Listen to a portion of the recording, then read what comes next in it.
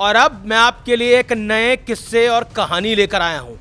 कल, आज और कल ऐसी कहानियां संजोए हैं जो कभी हैरान करती हैं तो कभी बहुत परेशान करती हैं। कभी कभी ये कहानियां आनंद और गर्व का एहसास भी कराती हैं।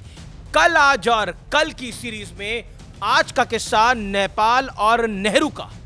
आप सब जानते हैं नेपाल सुलग रहा था। संसद से लेकर पूर्व प्रधानमंत्री ओली का घर प्रदर्शनकारियों ने फूंक डाला। एक पूर्व पीएम की पत्नी को जिंदा जला दिया। ओली को इस्तीफा देना पड़ा और हालात अभी भी अनिश्चित हैं।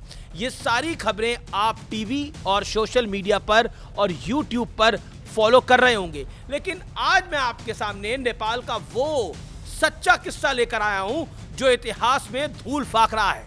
ये उन दिनों की बात है जनाब, जब भारत के प्रधानमंत्री पंडित जवाहरलाल नेहरू थे। बात 1951 की है। नेपाल के राजा त्रिभुवनवीर विक्रम शाह थे। ऐसा दावा किया जाता है कि उस दौर में नेपाल के राजा ने अपने देश का विलय भारत में करने की पेशकश कर डाली थी। तत्कालीन भारतीय पीएम यानी पंडित नेहरू के समक्ष ये रखी भी गई थी। ये दावा किसी और का नहीं है बल्कि पूर्व राष्ट्रपति और पूर्व वित्त मंत्री प्रणब मुखर्जी ने किया है। उन्होंने अपनी किताब द प्रेसिडेंशियल ईयर्स में इसके बारे में विस्तार से बताया है। किताब के 11वें चैप्टर में प्रणब मुखर्जी लिखते हैं, नेपाल के राजा त्रिभुवनवीर विक्रम शाह ने पंडित नेहरू को सुझाव दिया था कि नेपाल को भारत का एक राज्य बना दिया जाए, लेकिन पंडित नेहरू ने इस प्रस्ताव को यह कहकर अस्वीकार कर दिया कि नेपाल एक आजाद देश है और उसे आजाद ही रहना चाहिए। सोचिए जरा, ये किस्सा कल का है। अगर आज हम इसको देखें तो कितना महत्वपूर्ण है।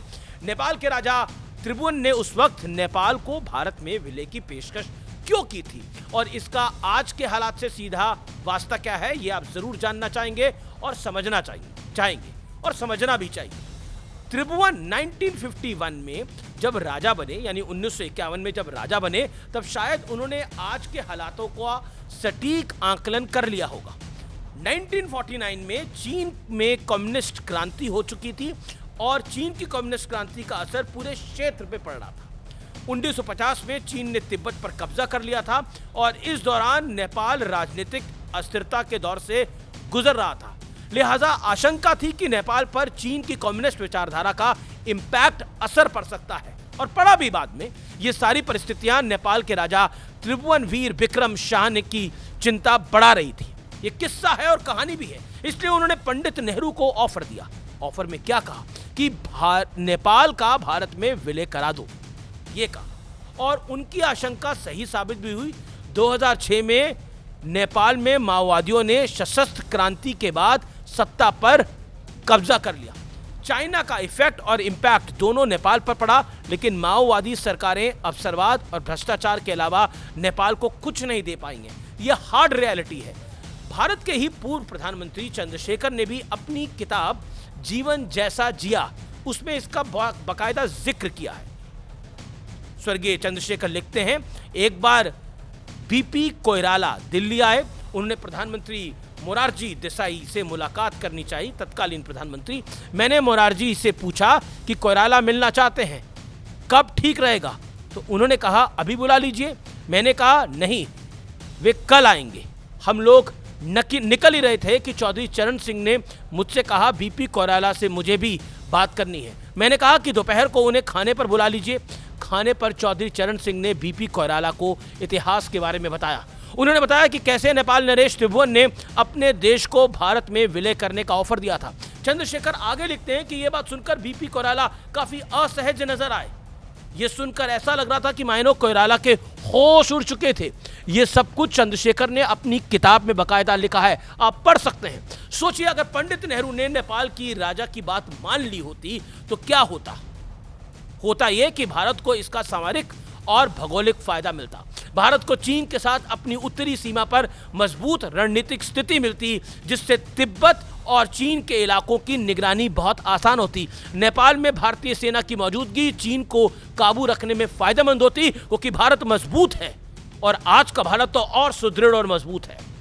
नेपाल की नदियां, उनके जरिए बिजली का उत्पादन, सिंचाई से खेती, यानी आर्थिक विकास के लिए भी नेपाल भारत के लिए फायदेमंद ही साबित होता। इसके अलावा माउंट एवरेस्ट, जनकपुर, पशुपतिनाथ मंदिर, लुम्बिनी, ये वो पर्यटक स्थल हैं जो विदेशी टूरिस्ट को खींचने के लिए पावरफुल डेस्टिनेशन साबित हो सकते थे। ये विलेज सिर्फ भारत के लिए नहीं, नेपाल के लिए भी, इस पूरे क्षेत्र के लिए बहुत बड़ा फायदे का सौदा साबित होता, क्योंकि नेपाल में राजशाही खत्म होने के बाद 17 साल में अब तक 14 प्रधानमंत्री बदल चुके हैं। यानी 250 साल पुरानी राजशाही खत्म होने के बाद 2008 में लोकतांत्रिक देश बने नेपाल में आज तक कोई भी प्रधानमंत्री अपना कार्यकाल पूरा ही नहीं कर पाया है।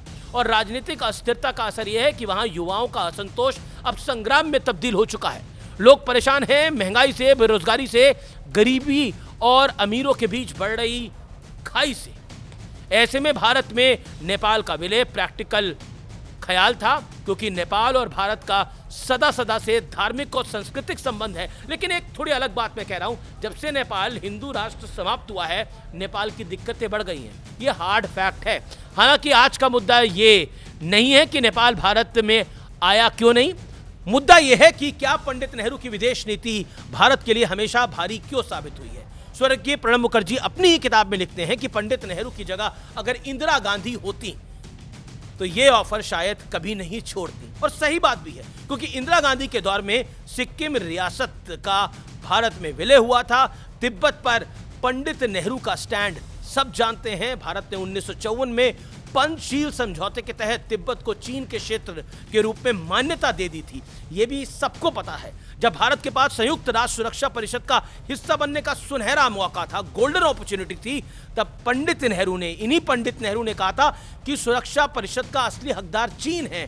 वो दौर भी पंडित नेहरू का ही था जब हिंदी चीनी भाई भाई का नारा अपने चरम पर था और 1962 में चीन ने ये सारे मुगालते दूर कर दिए थे और भारत पे हमला कर दिया था। नेपाल छोड़ दिया, यूएनएससी की छीट छोड़ दी, पीओके का मुद्दा यूएन ले गए, अक्साई चिन भी छोड़ दिया, जाने दिया और धर्म के आधार पर देश के 3 टुकड़े होने दिए। एक वो दौर था, एक ये दौर है जब भारत अमेरिका और चीन के सामने अंगद की तरह पैर जमाकर खड़ा होना सीख गया है। उस दौर में प्रधानमंत्री कहते थे बंजर हिस्सा था, गया तो गया। और एक आज का दौर है जब आज के प्रधानमंत्री कहते हैं मोदी चट्टान की तरह देशवासियों के लिए डटा है। वैसे उस दौर की चर्चाएं तो बहुत सारी हैं। आज ढेर सारे दस्तावेज उपलब्ध हैं। दावे होते हैं कि ये दस्तावेज विदेशी एजेंसियों के लिए डिसक्वालिफाइड दस्तावेज हैं। इनमें सीआईए का भारतीय राजनीति में दखल, बड़े बड़े दावे किए जाते हैं। हालांकि न्यूज़ 18 इन किसी भी दावों की सत्यता की पुष्टि नहीं करता, लेकिन इंटरनेट पर आजकल सब डॉक्यूमेंट्स उपलब्ध हैं। डॉक्यूमेंट्स को भी छोड़ दीजिए, इतिहास की जो घटनाएं हमारे सामने हैं, क्या वो समझाने के लिए काफी नहीं है कि कल क्या होता था। उस दौर में हमारी विदेश नीति दुनिया को देखकर चलती थी, जबकि आज के भारत में दुनिया भारत को देखकर सीख रही है। कल, आज और कल में यही सबसे बड़ा फर्क है। मैं कल की याद आपको बार बार इसलिए दिलाता हूं कि आपको पता रहे कि कल क्या होता था, बीते सालों में क्या होता था और आज क्या हो रहा है। इसलिए कभी फॉर ग्रांटेड नहीं लेना चाहिए चीजों को। नमस्कार।